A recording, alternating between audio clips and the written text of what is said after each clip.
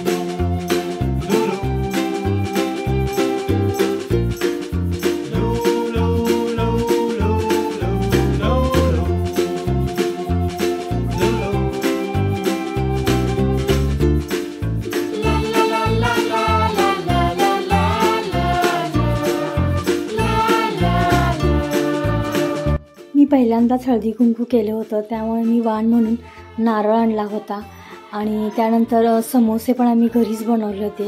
तर तुम्हाला आमचा व्हिडिओ कसा वाटला आणि जर आवडला असेल तर नक्की लाईक करा, शेअर करा आणि सबस्क्राईब करायला विसरू नका। तोपर्यंत बाय बाय।